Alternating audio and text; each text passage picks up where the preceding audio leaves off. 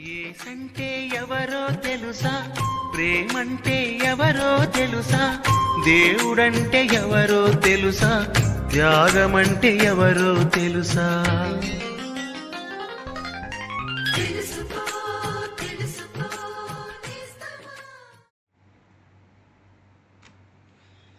ప్రభువైన యేసుక్రీస్తు అతి శ్రేష్టమైన నామమున మీకు వందనములు.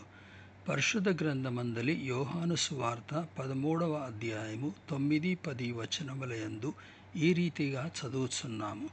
సీమోను పేతురు, ప్రభువా, నా పాదములు మాత్రమే గాక నా చేతులు, నా తల కూడా కడుగుమని ఆయనతో చెప్పెను.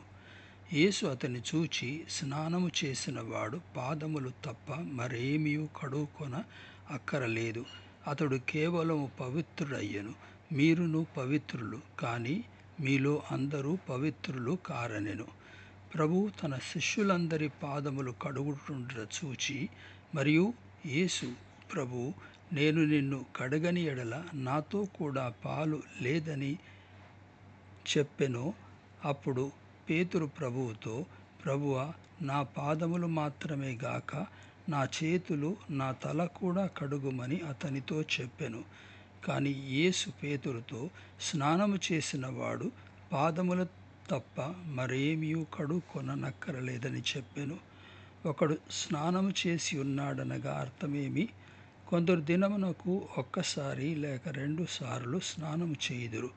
అయితే ఇంటికి తిరిగి వచ్చినప్పుడు కేవలం పాదములే కడుక్కొందురు, కానీ మళ్ళీ స్నానము చేయరు. అదే విధముగా ప్రభువైన యేసుక్రీస్తు మనుష్యుని విమోచన నిమిత్తము ఒక్కసారి కల్వలిలో బలి ఆయను, మృతులలో నుండి 3వ దినమున తిరిగి లేచెను.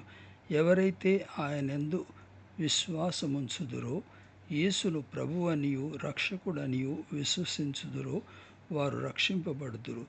ఈ రక్షణ ఒక్కసారే కలుగును, అయితే అది నిత్య రక్షణ.